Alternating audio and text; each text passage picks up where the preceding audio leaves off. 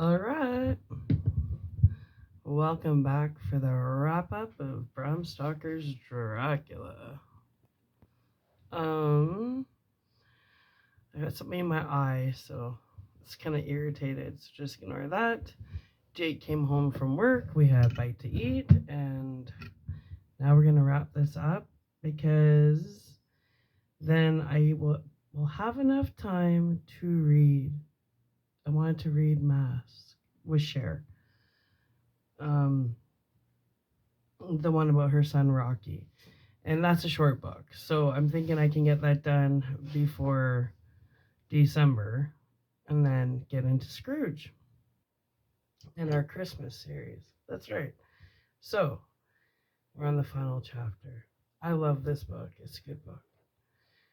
But sometimes the terminology, uh, like the old writing, you try and read it, you sound like you can't read. Anyway, I'm seeing how irritated my eye is.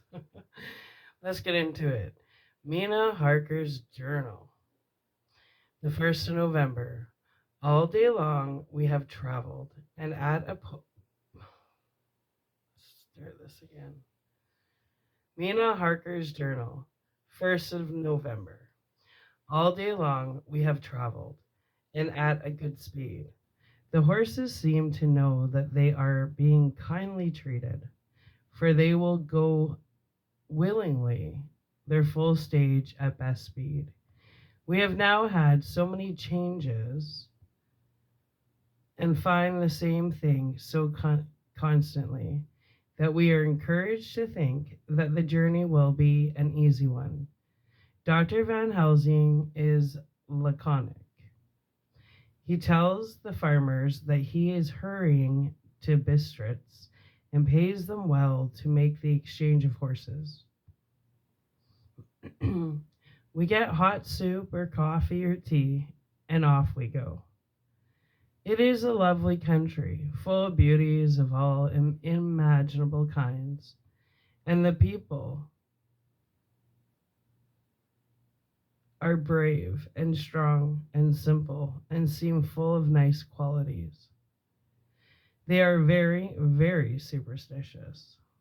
In the first house where we stopped, when the woman who served us saw the scar on my forehead, she crossed herself and put out 2 fingers towards me to keep off the evil eye. I believe they went to the trouble of putting an extra amount of garlic into our food, and I can't abide garlic. Ever since then, I have taken care not to take off my hat or veil, and so have escaped their suspicions. We are traveling fast, and as we have no driver with us to carry tales, we go ahead of the scandal. But I dare say that fear of the evil eye will follow hard behind us all the way. The professor seems tireless. All day he would not take any rest, though he made me sleep for a long spell. At sunset time he hypothesized me. Hypothesized? Hypnotized me. I'm blaming it on the eye. I got cat hair or something in my eye. Oh. This eye is driving me nuts. I gotta redo this. I have to redo this. I can't. I just can't. I need my float. Take 3. Okay, we're gonna restart right now. Mina Harker's journal, the 1st of November. All day long we have traveled, and at a good speed. The horses seem to know that they are being kindly treated, for they go willingly their full stage at best speed. We have now had so many changes and find the same thing so constantly that we are encouraged to think that the journey will be an easy one. Dr. Van Helsing is laconic. He tells the farmers that he is hurrying to Bistritz and pays them well to make the exchange of horses. We get hot soup or coffee or tea, and off we go. It is a lovely country, full of beauties of all imaginable kinds, and the people are brave and strong and simple and seem full of nice qualities. They are very, very superstitious. In the first house where we stopped, when the woman who served us saw the scar on my forehead, she crossed herself and put out two fingers towards me to keep off the evil eye. I believe they went to the trouble of putting an extra amount of garlic into our food, and I can't abide garlic. Ever since then, I have taken care not to take off my hat or veil, and so have escaped their suspicions. We are traveling fast, and as we have no driver with us to carry tales, we go ahead of the scandal. But I dare say that fear of the evil eye will follow hard behind us all the way. The professor seems tireless. All day he would not take any rest, though he made me sleep for a long spell. At sunset time, he hypnotized me. Why do I keep saying that? And he says that I answered as usual, darkness, lapping water, and creaking wood.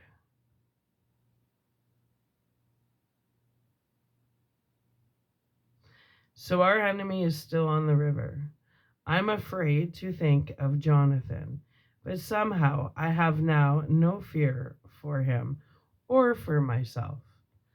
I write this whilst we wait in a farmhouse for the horses to be got ready. Dr. Van Helsing is sleeping. Poor dear, he looks very tired and old and gray. But his mouth is set as firmly as a conqueror's. Even in his sleep, he is instinct and resolution. When we have well started, I must make him rest whilst I drive. I shall tell him that we have days before us, and he must not break down when most all his strength will be needed. All is ready. We are off shortly. The 2nd of November morning. I was successful, and we took turns driving all night. Now the day is on us, bright though cold. There is a strange heaviness in the air. I say heaviness for want of a better word. I mean that it oppresses us both. It is very cold, and only our warm furs keep us comfortable. At dawn, Van Helsing hypnotized me. He says I answered darkness, creaking wood, and roaring water. So the river is changing as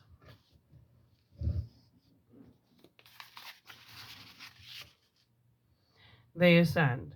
I do hope that my darling will not run any chance of danger more than need be, but we are in God's hands. 2nd of November, night.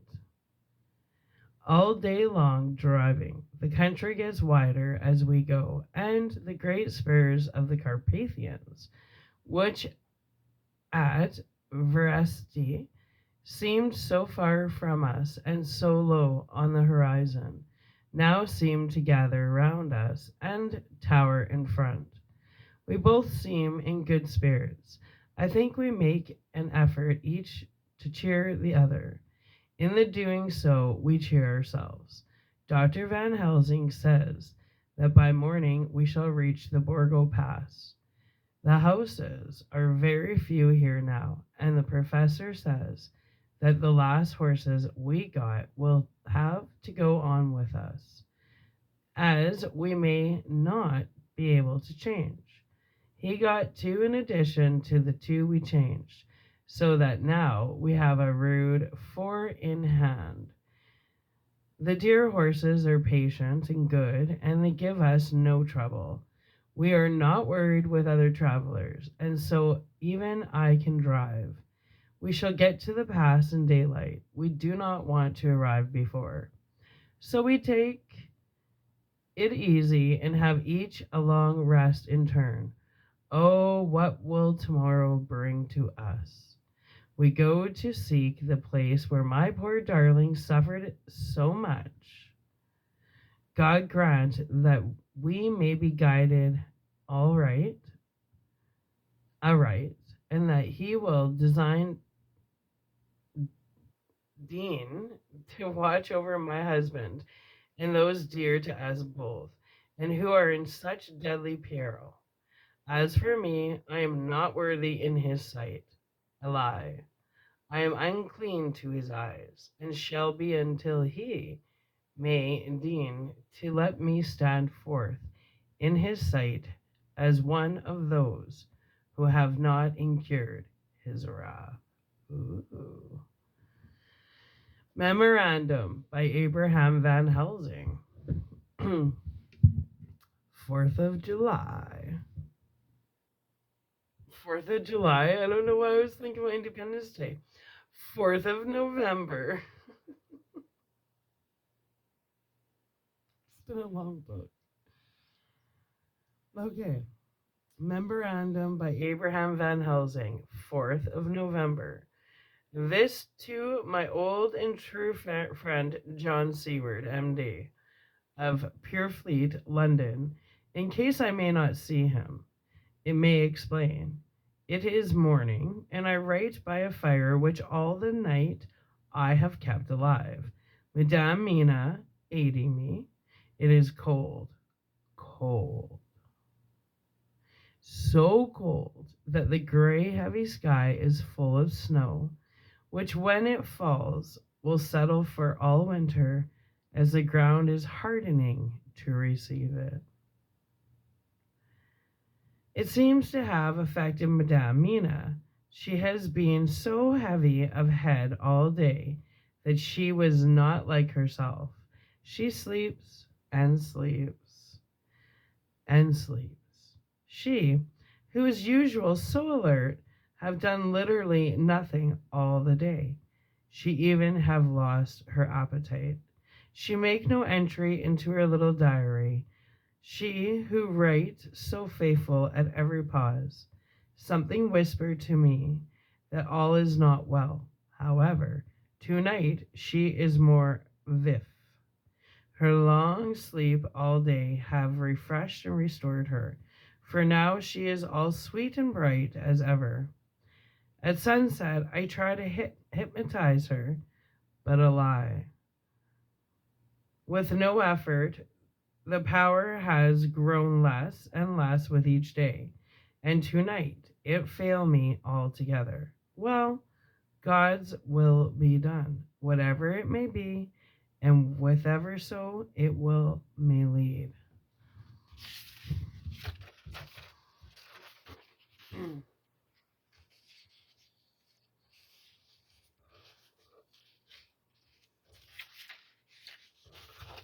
Quit moving.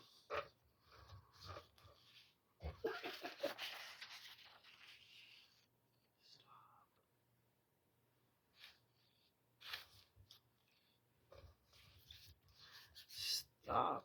Thank you. All right. Now to the historical. For as Madame Mina write not in her stenography, I must in my cumbrous old fashion, that so each day of us may not go unrecorded. We got to the Borgo Pass just after sunrise yesterday morning. When I saw the signs of the dawn, I got ready for the hypnotism. We stopped our carriage and got down so that there might be no disturbance. I made a couch with furs, and Madame Mina, lying down, yielded herself as usual, but more slow and more short time than ever, to the hypnotic sleep.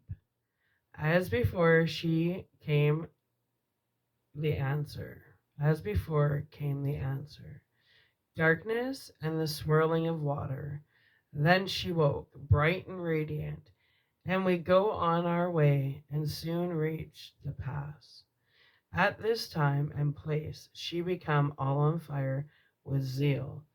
Some new guiding power he in her manifested. For she point to a road and say, "This is the way." "How know you it?" I asked. "Of course I know it," she answered, and with a pause added, "Have not my Jonathan travelled it and wrote of it in his travels?" At first I think somewhat strange, but soon I see that there be only one such by road. It is used but little and very different from the coach road from Bukovina to Bistritz, which is more wide and hard and more of use.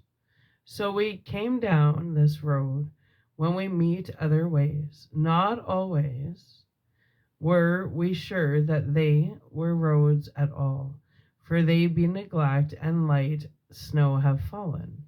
The horses know, and they only I give rein to them, and they go on so patient. By and by we find all the things which Jonathan have note in that wonderful diary of him. Then we go on for long, long hours and hours. At the time I tell Madam Mina to sleep. She tried, and she succeeded. She slept all the time till at the last I feel myself to suspicious grow, and attempt to wake her. But she slept on, and I may not wake her, though I try. I do not wish to try too hard, lest I warm her. For I know that she have suffered much, and sleep at times be all in all to her. I think I drowse myself, for all of a sudden I feel guilt, as though I have done something. I find myself bolt up, with the reins in my hand, and the good horses go along, jog, jog, just as ever. I look down and find Madam Mina still asleep. It is now not far off sunset time, and over the snow the light of the sun flow in big yellow flood, so that we throw great long shadow on where the mountains rise too steep. For we are going up, and all is so wild and rocky, as though it were the end of the world. Then I rouse Madam Mina. This time she wake with not much trouble, and then I try to put her to hypnotic sleep. But she sleep not, being as though I were not. Still I try and try, till all at once I find her and myself in dark. So I look round and find that the sun have gone down. Madam Mina laugh, and I turn and look at her. She is now quite awake, and took so well as I never saw her since that night at Carfax when we first entered the Count's house. I am amazed and not at ease then, but she is so bright and tender and thoughtful for me that I forget all fear. I light a fire, for we have brought supply of wood with us, and she prepare food, while I undo the horses and set them tethered in shelter to feed. Then, when I return to the fire, she have my supper ready. I go to help her, but she smile and tell me that she have eat already, that she was so hungry that she would not wait. I like it not, and I have grave doubts, but I fear to affright her, and so I am silent of it. She helped me, and I eat alone, and then we wrap in fur and lie beside the fire, and I tell her to sleep while I watch. But presently I forget all of watching, and when I sudden remember that I watch, I find her laying quiet but awake, and looking at me with so bright eyes. Once, twice more the same occur, and I get much sleep till before morning, When I wake, I try to hypnotize her, but a lie. Though she shut her eyes obedient, she may not sleep. The sun rise up and up and up, and then sleep come to her too late, but so heavy that she will not wake. I have to lift her up and place her sleeping in the carriage. When I have harnessed the horses and made all ready, Madame still sleep, and she took in her sleep more healthy and more redder than before. And I like it not, and I am afraid, afraid. I am afraid of all things, even to think, but I must go on my way. The stake we pay for is life and death, or more than these, and we must not flinch. The 5th of November morning.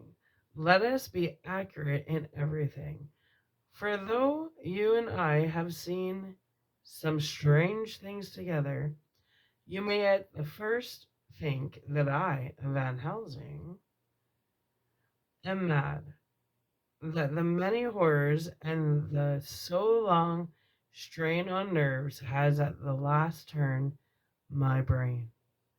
All yesterday we traveled, ever getting closer to the mountains, and moving into a more and more wild and desert land.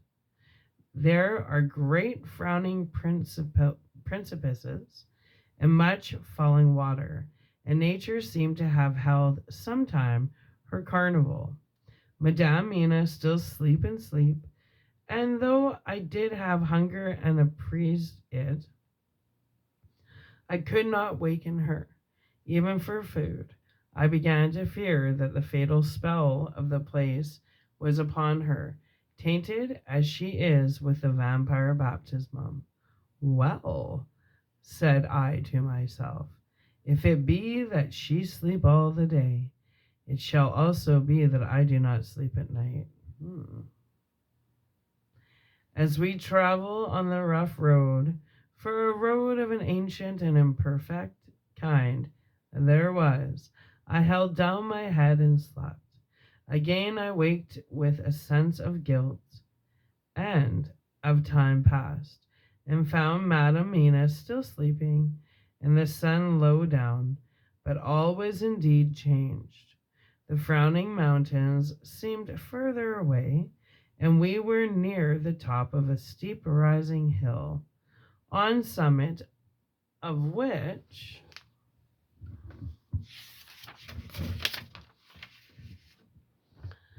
was such a castle as Jonathan tell of in his diary. At once I exulted and feared, for now, for good or ill, the end was near.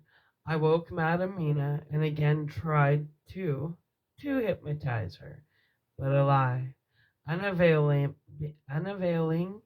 till too late.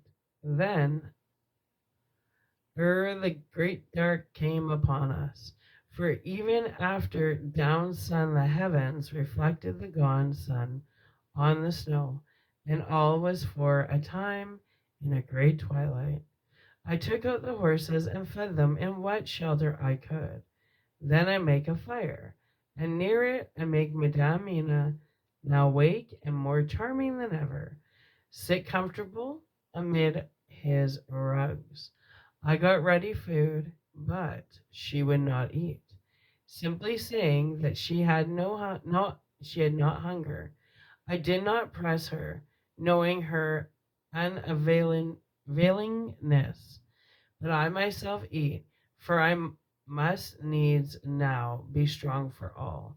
Then, with the fear on me of what might be, I drew a ring, so big for her comfort, round where Madam Mina sat, and over the ring I passed some of the water, and I broke it fine so that all was well guarded.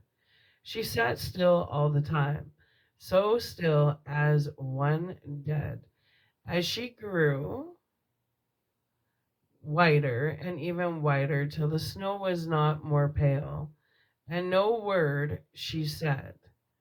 But when I drew near, she clung to me, and I could know that the poor soul shook her from head to feet with a tremor that was pain to feel.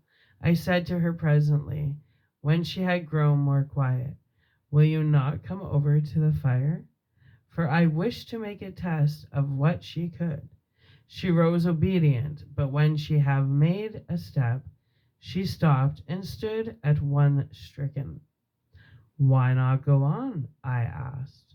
She shook her head and, coming back, sat down in her place. Then, looking at me with open eyes, as of one waked from sleep, she said simply, I cannot, and remained silent. I rejoiced, for I knew that what she could not, none of those that we dreaded could. Though there might be danger to her body, yet her soul was safe. Presently the horses began to scream and tore at their tethers till I came to them and quieted them. When they did feel my hands on them, they whined low as in joy, and licked at my hands, and were quiet for a time. Many times through the night did I come to them, till it arrived to the cold hour when all nature is at lowest, and every time my coming was with quiet of them. In the cold hour the fire began to die, and I was about stepping forth to replenish it. For now the snow came in flying sweeps, and with it a chill mist. Even in the dark there was a light of some kind, as there ever is over snow. And it seemed as though the snow flurries and the wreaths of mist took shape as of women with trailing garments. All was in dead, grim silence, only that the horses whined and cowered, as if in terror of the worst. I began to fear horrible fears, but then came to me the sense of safety in that ring wherein I stood. I began to think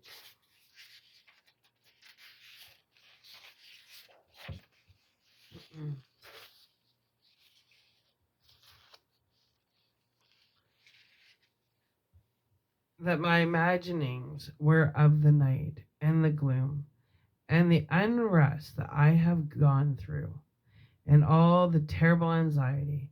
It was as though my memories of all Jonathan's horrid experience were befooling me, for the snowflakes in the mist began to wheel and circle round, till I could get,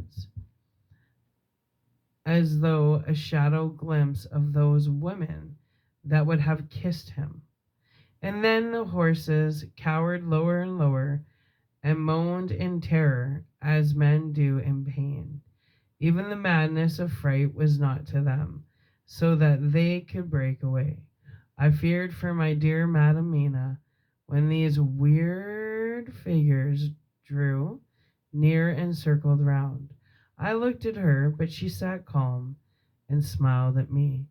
When I would have stopped at the fire to replenish it, she caught me and held me back and whispered, like a voice that one hears in a dream, so low it was, no, no, do not go without. Here you are safe. I turned to her and looking in her eyes said, but you, it is for you that I fear. Whereat she laughed, a laugh low and unreal, and said, fear for me? Why fear for me? None safer in all the world from them than I am. And as I wondered at the meaning of her words, a puff of wind made the flame leap up, and I see the red scar on her forehead.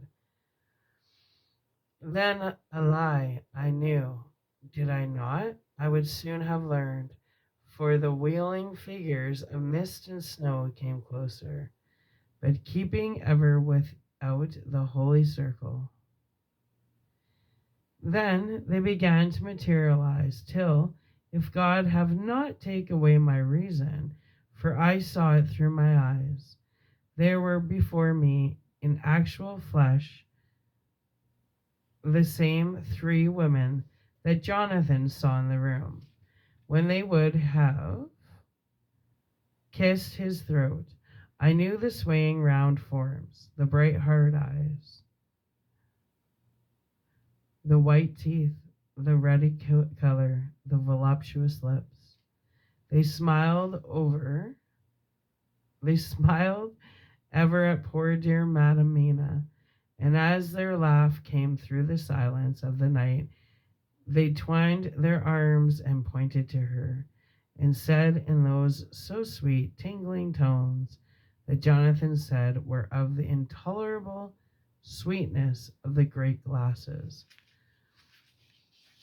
"Come, sister, come to us. Come, come." In fear I turned to my poor Madame Mina, and my heart with gladness leapt like flame. For oh, the terror in her sweet voice, the repulsion, the horror, told a story to my heart that was all of hope.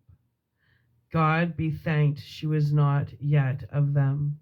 I seized some of the firewood which was by me, and holding out some of the wafer, advanced on them towards the fire. They drew back before me and laughed their low, horrid laugh. I fed the fire and feared them not, for I knew that we were safe within our protections. They could not approach me whilst so armed, nor Madame Mina whilst she remained within the ring, which she could not leave no more than they could enter.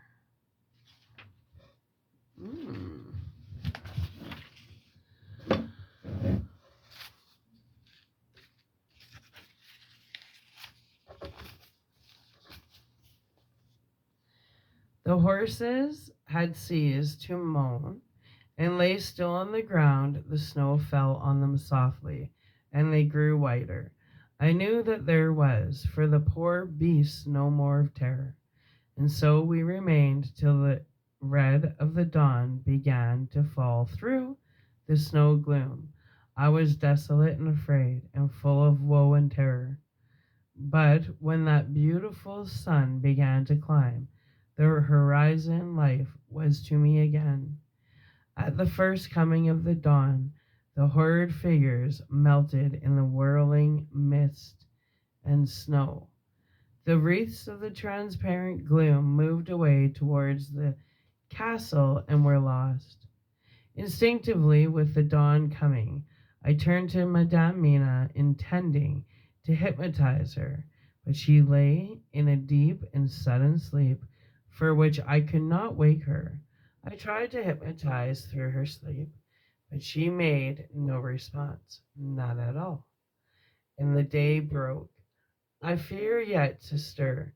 I have made my fire and have seen the horses. They are all dead.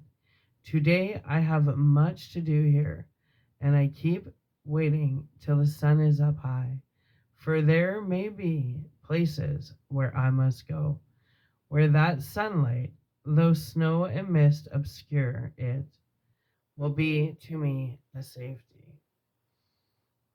I will strengthen me with breakfast, and then I will do my terrible work.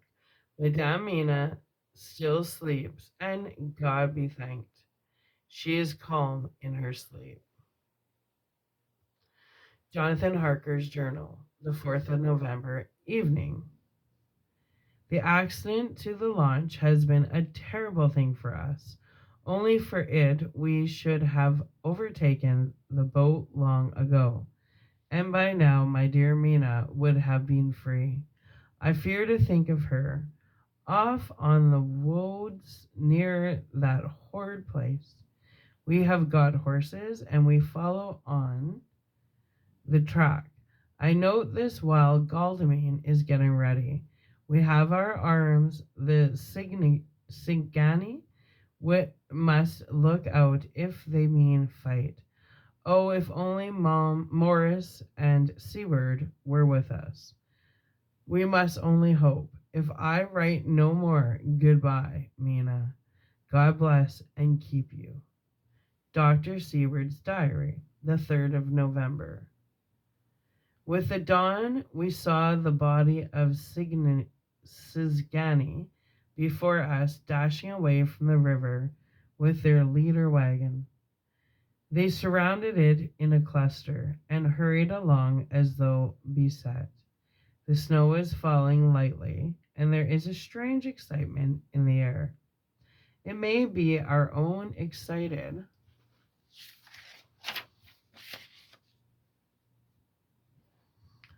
feelings, but the depression is strange. Far off, I hear the howling of wolves. The snow brings them down from the mountains, and there are dangers to all of us. And from all sides, the horses are nearly ready, and we are soon off. We ride to death of someone. God alone knows who, or where, or what, or when, or how it may be.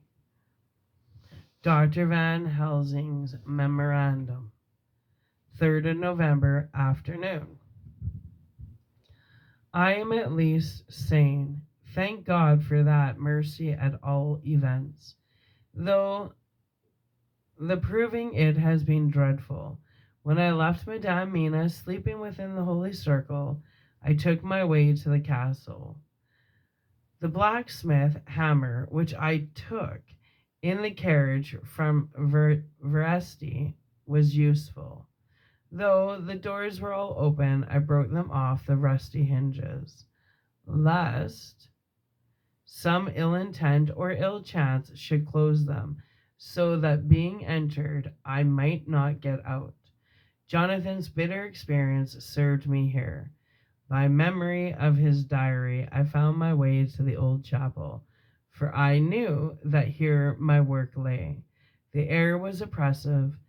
It seemed as if there was some sulphurous fume, which at times made me dizzy.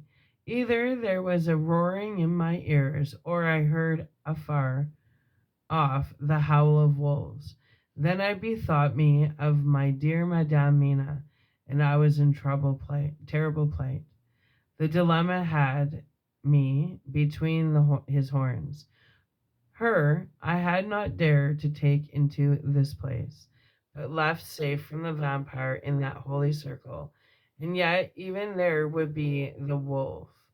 I resolve me that my work lay here, and that as to the wolves we must submit, if it were God's will. At any rate, it was only death and freedom beyond. So did I choose for her? Had it but been for myself, the choice had been easy.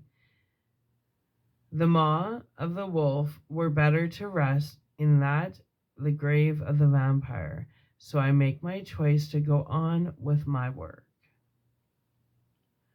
I knew that there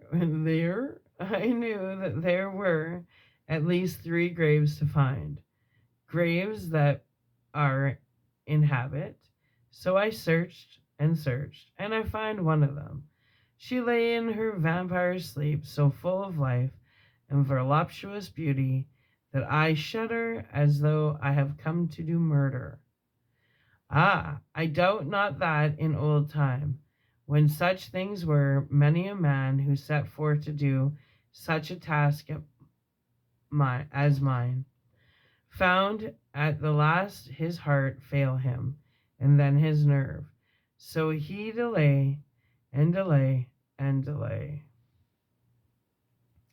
till the mere beauty and the fascination of the wanton undead have hypnotized him, and he remains on till sunset come and the vampire's sleep be over.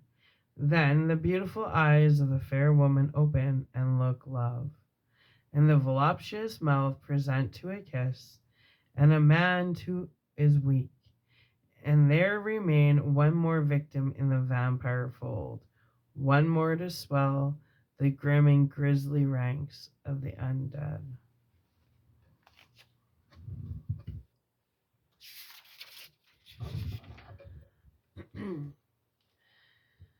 There is some fascination, surely, when I am moved by the mere presence of such an one, even lying as she lay in a tomb, fretted with age and heavy with the dust of centuries. Though there be that horrid order, such as the lairs of the Count have had, yes, I was moved, I, Van Helsing, with all my purpose and my motive for hate, I was moved to a yearning for delay which seemed to paralyze my faculties and to clog my very soul. It may have been that the need of natural sleep and the strange oppression of the air were beginning to overcome me.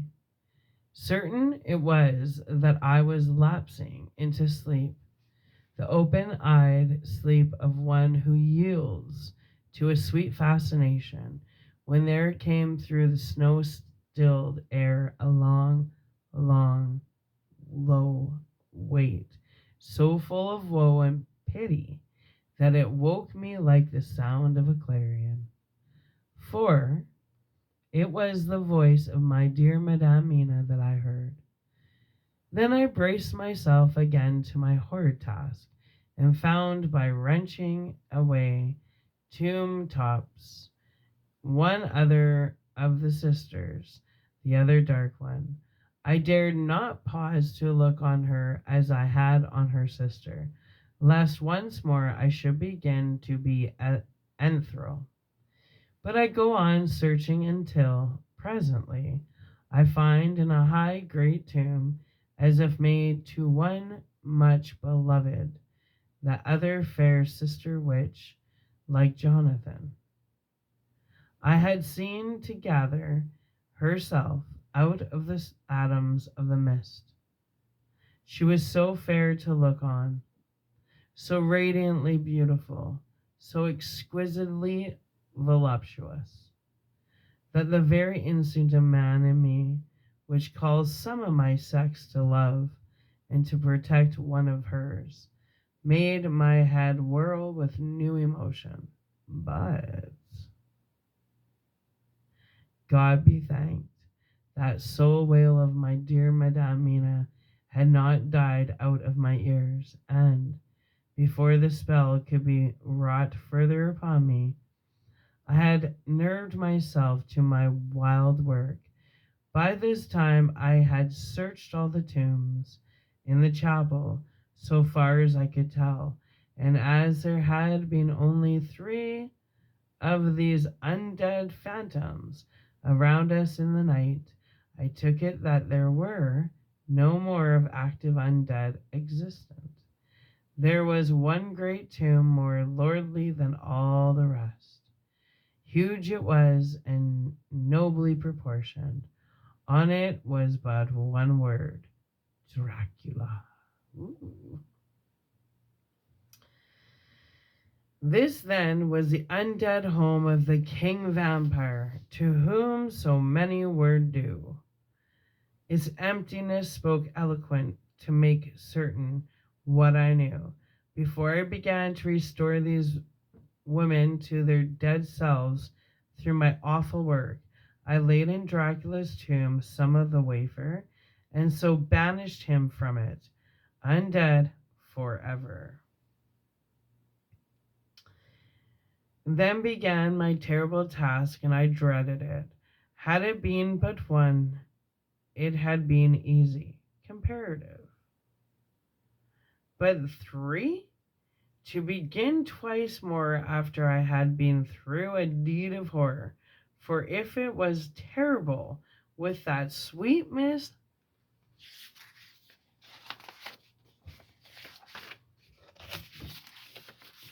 Lucy, with that sweet Miss Lucy, What would it not be with these strange ones who had survived through centuries, and who had been strengthened by the passing of the years, who would, if they could, have fought for their foul lives? Oh, my friend John, but it was butcher work that I had not been nerved by thoughts of other dead, and of the living over whom hung such a pall of fear. I could not have gone on. I tremble and tremble even yet, though till all was over. God be thanked, my nerve did stand. Had I not seen the repose in the first face, and the gladness that stole over it just ere the final dissolution came, as realization that the soul had been won, I could not have gone further with my butchery. I could not have endured the horrid screeching as the stake drove home, the plunging of writhing form, and lips of bloody foam. Crazy, crazy vision. I should have fled in terror and left my work undone. But it is over, and the poor souls, I can pity them now and weep, as I think of them placid each in her full sleep of death, for a short moment, fading.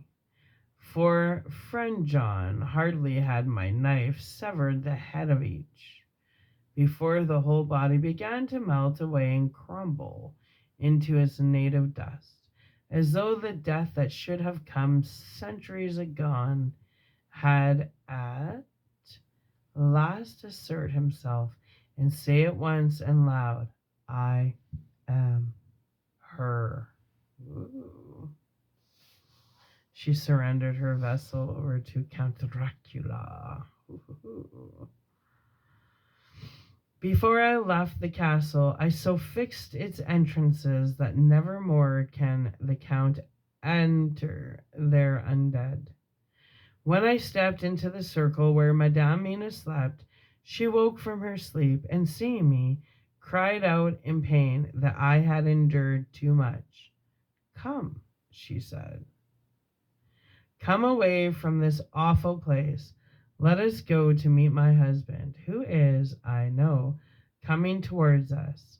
She was looking thin and pale and weak, but her eyes were pure and glowed with fervor. I was glad to see her paleness and her illness, for my mind was full of the fresh horror of that ruddy vampire sleep. And so, with trust and hope, and yet full of fear, we got eastward to meet our friends, and him whom Madame Mina tell me that she knows are coming to meet us. Mina Harker's Journal, the 6th of November. It was late in the afternoon when the professor and I took our way towards the east, whence I knew Jonathan was coming. We did not go fast, though the way was steeply downhill, for we had to take heavy rugs and wraps with us. We dared not face the possibility of being left without warmth in the cold and the snow. We had to take some of our provisions too, for we were in a perfect desolation, and so far as we could see through the snowfall, there was not even the sign of a habitation. When we had gone about a mile, I was tired with the heavy walking and sat down to rest. Then we looked back and saw where the clear line of Dracula's castle cut the sky. For we were so deep under the hill whereon it was set that the angle of perspective of the Carpathian Mountains was so far below it. We saw in all of its grandeur, perched 1,000 feet on the summit of a sheer precipice, and with seemingly a great gap between it and the sleep of the adjacent mountain on any side. There was something wild and uncanny about the place. We could hear the distinct howling of wolves. I'm sorry. I'm tired. They were far off, but the sound, even though coming muffled through the deadening snowfall, was full of terror. I knew from the way Dr. Van Helsing was searching about that he was trying to seek some strategic point where we would be less exposed in case of attack. The rough roadway still led downwards. We could trace it through the drifted snow. In a little while, the professor signaled to me, so I got up and joined him. He had found a wonderful spot, a sort of natural hollow in a rock, with an entrance like a doorway between two boulders. He took me by the hand and drew me in. See, he said, here you will be in a shelter, and if the wolves do come, I can meet them one by one. He brought in our furs and made a snug nest for me, and got out some provisions and forced them upon me, but I could not eat. To even try to do so was repulsive to me, and such as I would have liked to please him, I could not bring myself to the attempt. He looked very sad, but did not reproach me. Taking his field glasses from the case, he stood on the top of the rock and began to search the horizon. Suddenly he called out, "Look, Madame Mina. Look, look!" I sprang up and stood beside him on the rock. He handed me his glasses and pointed. The snow was now falling more heavily and swirled about fiercely, for a high wind was beginning to blow. However, there were times when there were pauses between the snow flurries, and I could see a long way around. From the height where we were, it was possible to see a great distance, and far off, beyond the white waste of snow, I could see the river lying like a black ribbon in kinks and curls as it wound its way. Straight in front of us, and not far off, in fact, so near that I wondered we had not noticed before, came a group of mountain men hurrying along. In the midst of them was a cart, a long weeder wagon, which swept from side to side like a dog's tail wagging with each stern inequality of the road. Outlined against the snow as they were, I could see from the men's clothes that they were peasants or gypsies of some kind.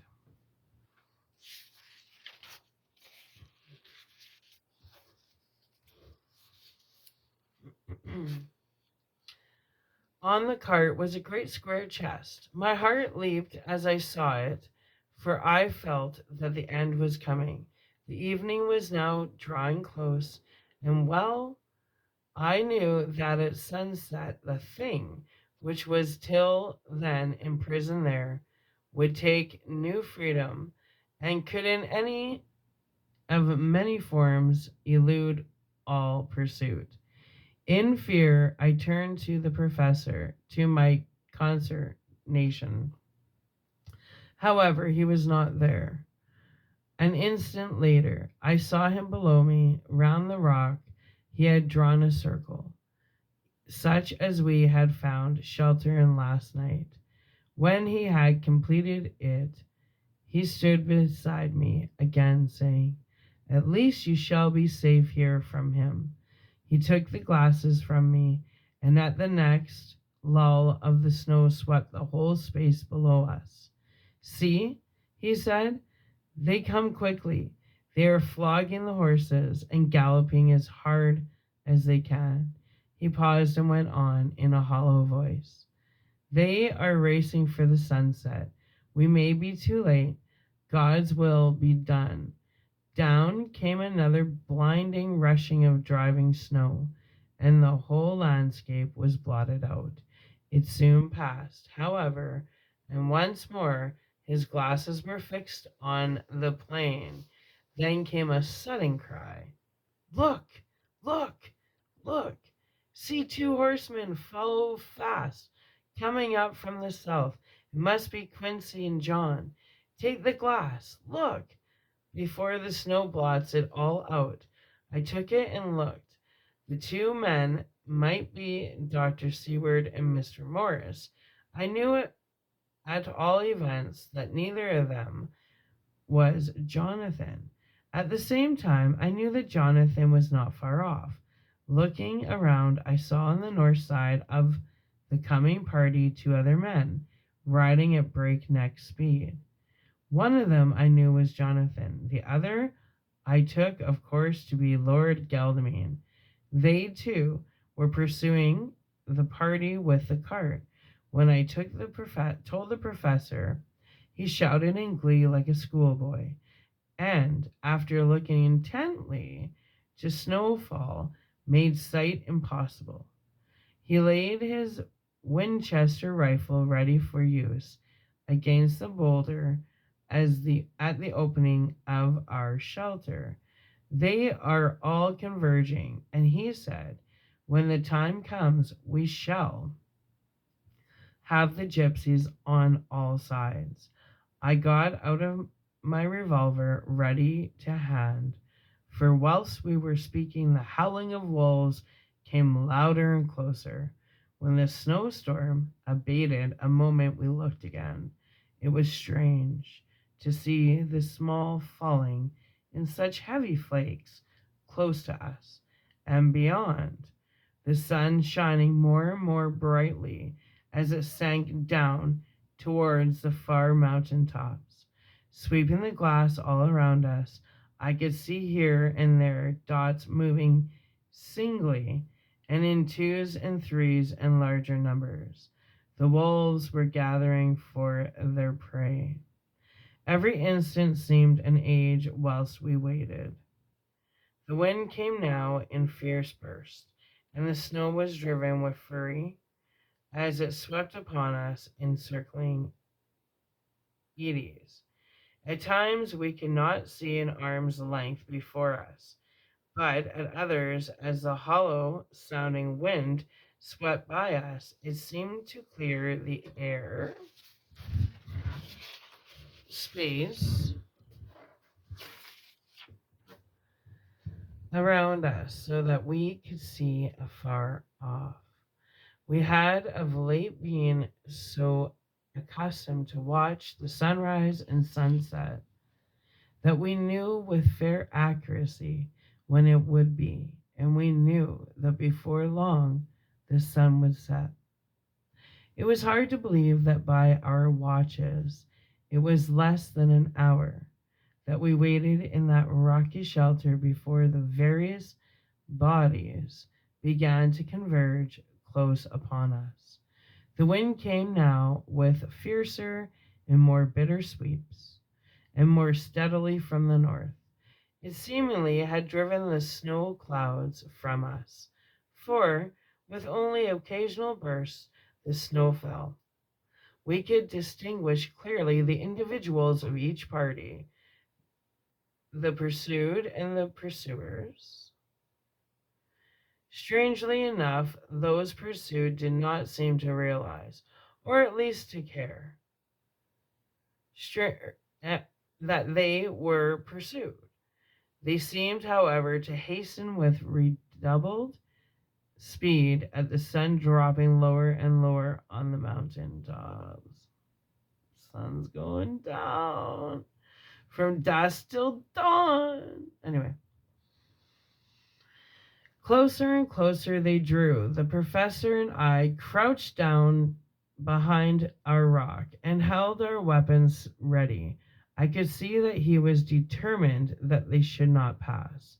One and all were quite unaware of our presence. All at once, two voices shouted out to halt. One was my Jonathan's, raised in a high key of passion, the other, Mr. Morris's strong, resolute tone of quiet command. The gypsies may have not known the language, but there was no mistaking the tone. In whatever tongue the words were spoken, instinctively they reined in, and at the instant Lord Godalming and Jonathan dashed up at one side, and Dr. Seward and Mr. Morris on the other. The leader of the gypsies, a splendid-looking fellow, who sat his horse like a centaur, waved them back, and in a fierce voice gave to his companions some word to proceed.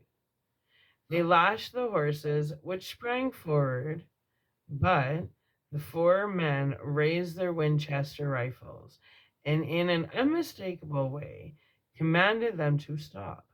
At the same moment, Dr. Van Helsing and I rose behind the rock and pointed our weapons at them. Seeing that they were surrounded, the men tightened their reins and drew up. The leader turned to them and gave a word, at which every man of the gypsy party drew what weapons he carried, knife or pistol, and held himself in readiness to attack. Issue was joined in an instant. The leader, with a quick movement of his rein, threw his horse out in front and pointing first at the sun, now close down on the hilltops, and then to the castle, said something which I did not understand. For answer, all four men of our party threw themselves from their horses and dashed towards the cart. I should have felt terrible fear at seeing Jonathan in such danger, but that the ardor of battle must have been upon me as well as the rest of them. I felt no fear, but only a wild, surging desire to do something. Seeing a quick movement of our parties, the leader of the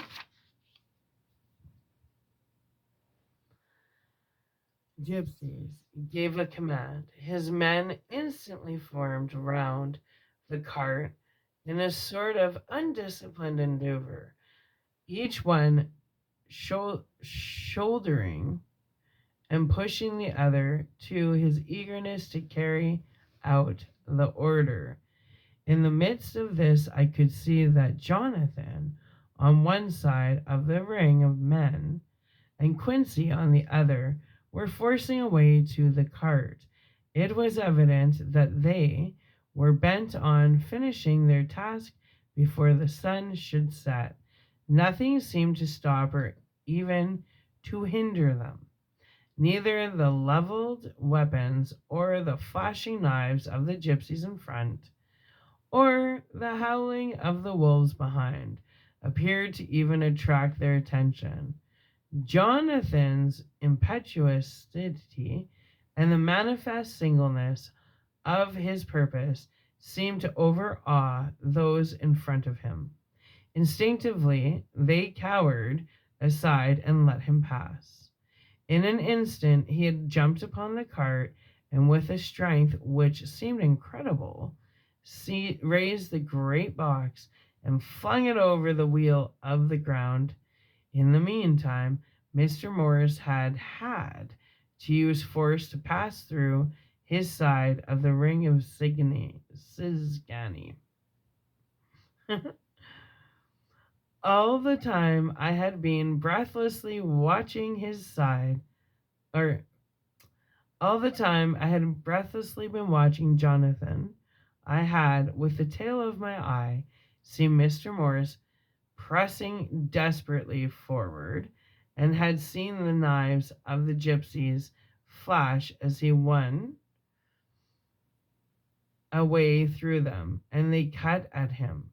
He parried with his great bowie knife, and at first I thought that he too had come through in safety, but as he sprung beside Jonathan, who had by now jumped from the cart, I could see that with his left hand he was clutching at his side, and that the blood was spurting through his fingers. He did not delay, notwithstanding this, for as Jonathan, with desperate energy, attacked one end of the chest, attempting to prise off the lid with his great kukri knife, he attacked the other frantically with his bowing. Under the efforts of both men, the lid began to yield. The nails grew with a quick screeching sound, and the top of the box was thrown back. Ooh. By this time, the gypsies, seeing themselves covered by the Winchesters and at the mercy of Lord Godalming and Dr. Seward, had given in and made me further resistance. The sun was almost down on the mountain tops, and the shadows of the whole group fell long upon the snow. I saw the Count lying within the box upon the earth, some of which the rude falling from the cart had scattered over him. He was deathly pale, just like a waxen image, and the red eyes glared with a horrible vindictive look which I knew all too well. As I looked, the eyes saw the sinking sun, and the look of hate in them turned to triumph. But on the instant came the sweep and the flash of Jonathan's great knife. I shrieked as I saw it shear through their throats, whilst at the same moment Mr. Morris's bowie knife plunged in the heart.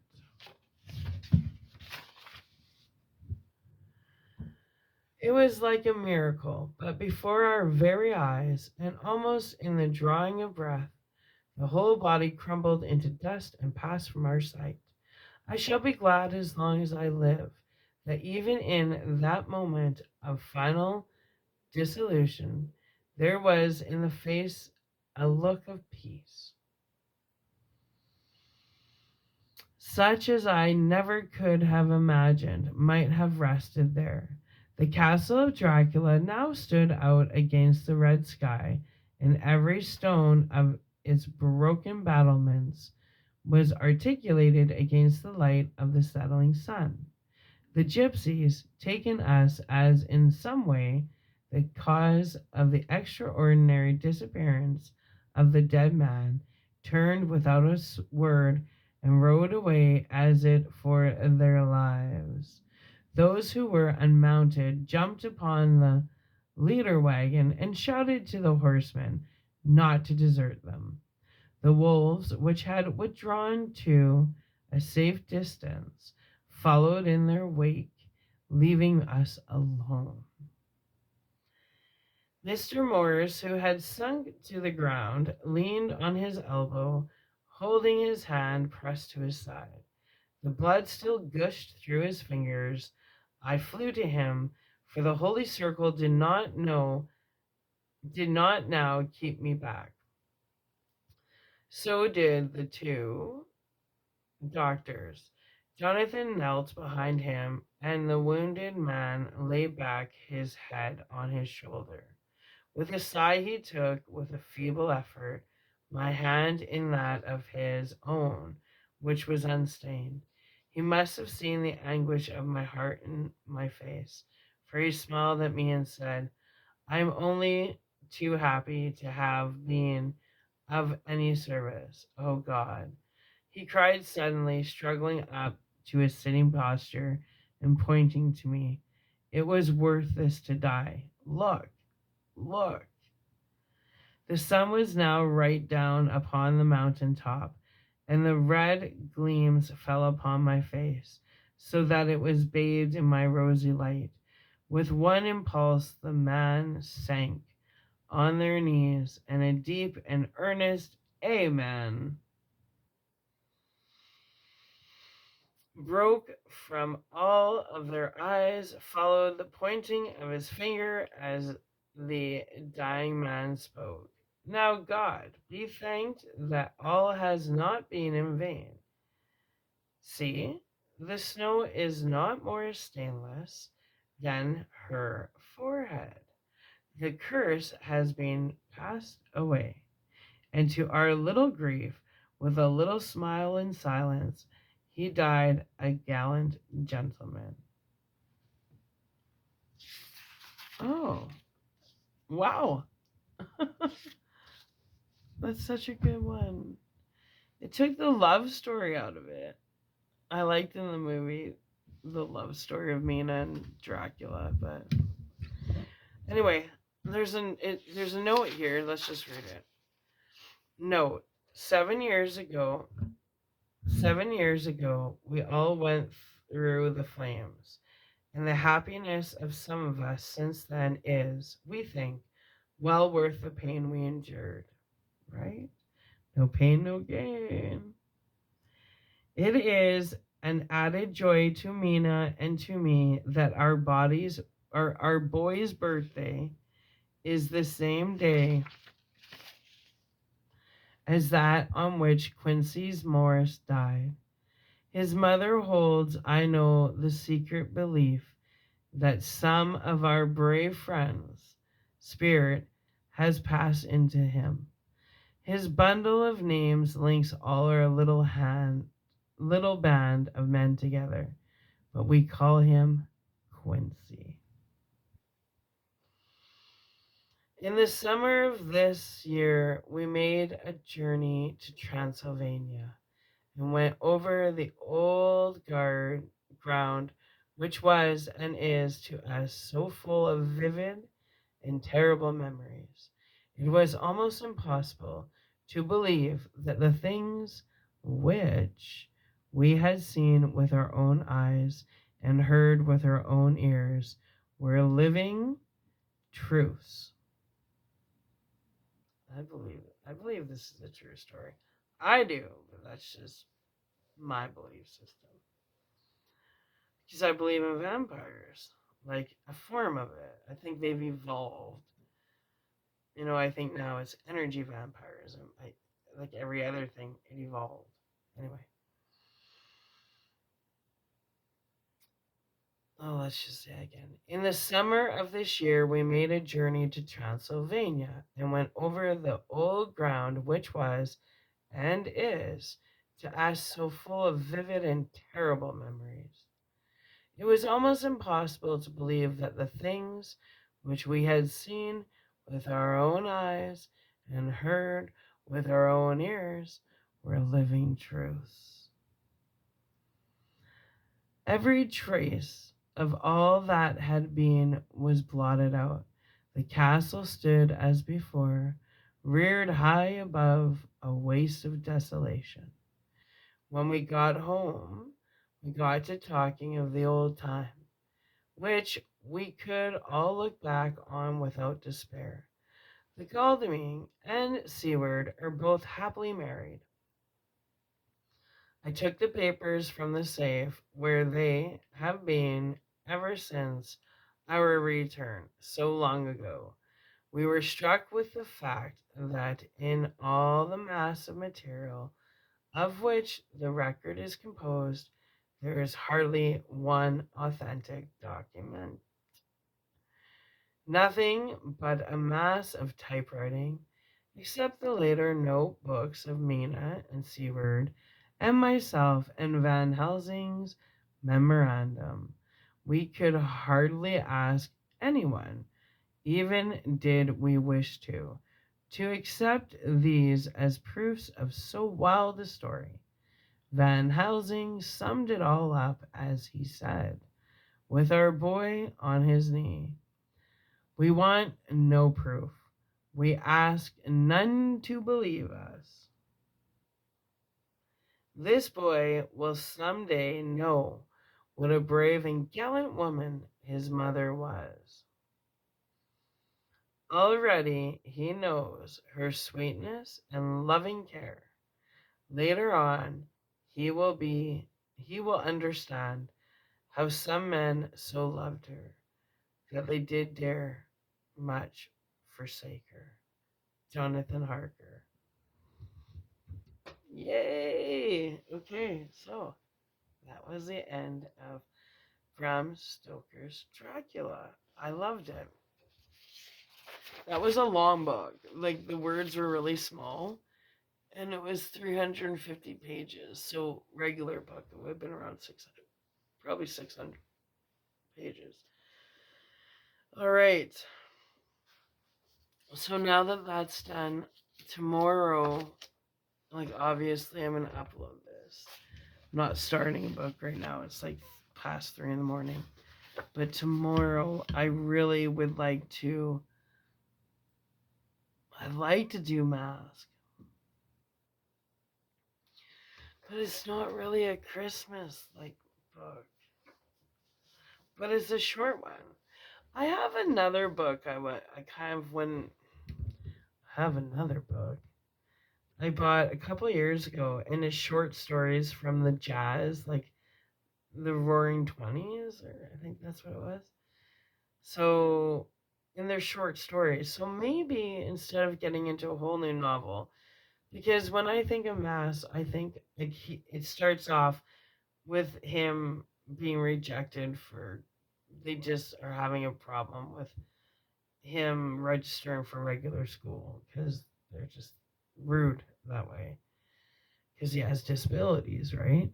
So whenever I think of that book, I usually read it in the fall and the summer because I go with seasons. So to me, that's not really a winter season book. And um and I have the Scrooge coming in. I have Christmas ghost stories. I ordered that book. And then another book on, I think it's like traditional, whatever, I don't know. So that's going to be the month of December, but we're going to start with Scrooge. So I think in the meantime, maybe I'll do the short stories from the Roaring Twenties. That's fun. And I haven't even, like, I bought the book, but I haven't even opened it because that's my Grandpa Roger. When I think of him, I listen to Glenn Miller. He loved Johnny Cash too. Um, he loved jazz, but he was all about, the golden ages. So we might just do that because November is his month, and I know I'm coming up on the anniversary of his death. So maybe we'll honor Grandpa till we'll read those stories until the end of November. And then we're getting into Scrooge because it's really hard to feel that Christmas spirit. I understand. But if we start the month off, like December 1st, reading Scrooge, then all of us Scrooge people, well, the goal is that we find our Christmas spirit. So that's what I'm going to try and do. Yeah. Get some nice pajamas, my Santa hat, and let's get into Christmas. Maybe some hot chocolate. Anyway, I love you. I hope that you enjoyed listening to Bram Stoker's Dracula. It is the book's different from the movie. The movie was so good. But then I like how the book explains stuff, like just little things that I didn't catch in the movie. It's just the love story. I think Dracula is it's my favorite love story because he comes from the dark. They just find their balance. They balance each other, and I like that in the movie.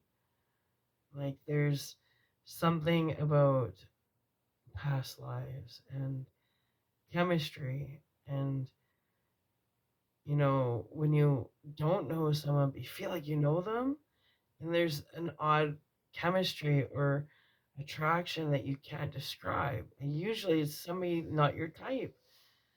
Um, I really believe in past life connections. And if you think about it, if you were married to somebody and had a family with them or just such an intense love, and then obviously, you know, one of you guys passes away first, well, the idea of reuniting in, like, say, this life from the last life or 5 lives ago, that's pretty romantic, but it can seriously mess somebody up too, right? So I guess that's why I stay single. For those who can't do teach. I don't know. I don't think I'm above anybody. I stay single because it's about alignment. And um, I'm totally chilled and cool on my own. I like my time, and if someone were to come into my life, then I could tell if it was forced or natural. And if it was natural and I knew it was coming from a natural place, well, then I wouldn't question it because it would be like, oh, we're in alignment. But I also can smell bullshit from a country away. You know what I mean? Yeah, you do.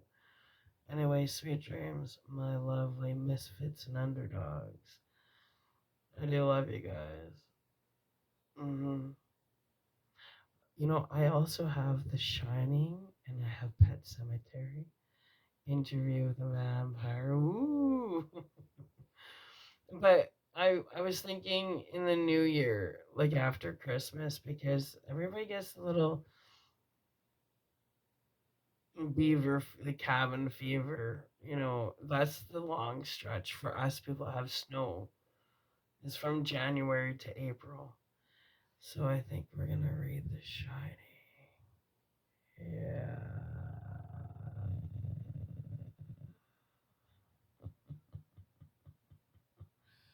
Alright. I love you. Happy early morning.